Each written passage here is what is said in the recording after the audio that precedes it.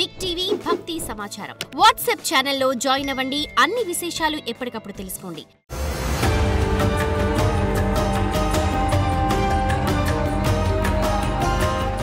ద్వాదశ రాశుల్లో గ్రహ గమనాల్ని ఓసారి వీక్షింపచేద్దాం.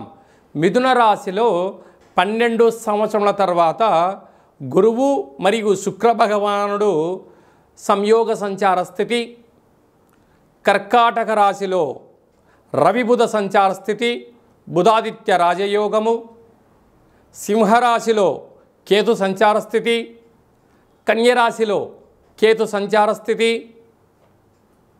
కుంభరాశిలో రాహు సంచార స్థితి, మీనరాశిలో శని భగవానుని వక్రగమన సంచార స్థితితో ద్వాదశ రాశుల్లో గ్రహ గమనాలు ఈ విధంగా ఉన్నాయి.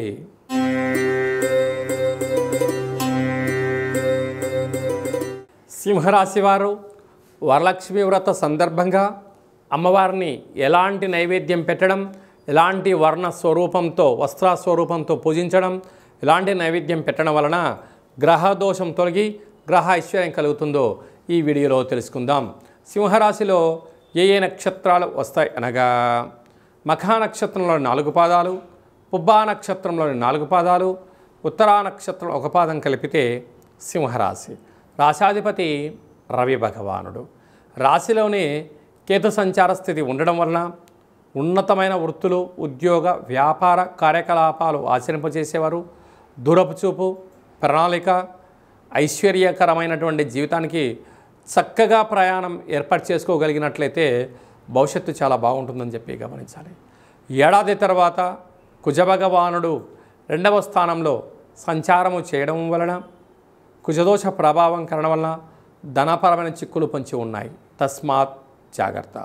7వ స్థానంలో రాహు సంచారం చేయడం వలన ప్రేమికులు, భార్యాభర్తలు చాలా విభేదాలకు గురయ్యే పరిస్థితి చాలా అధికంగా ఉంటుంది.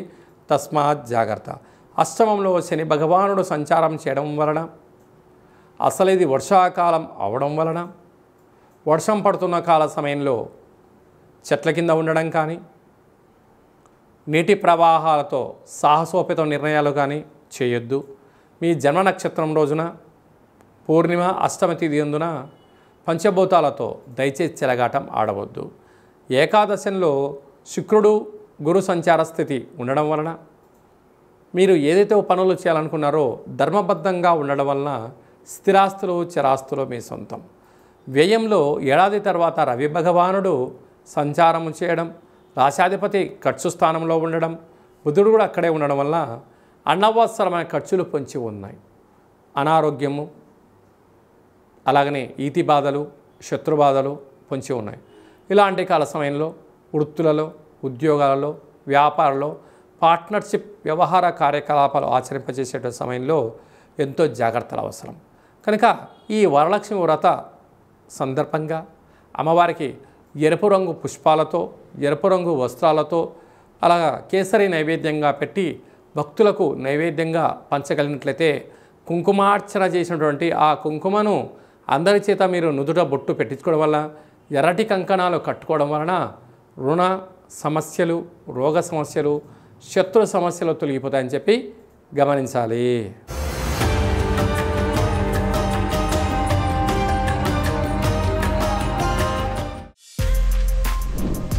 For more videos like this, subscribe Big TV channel.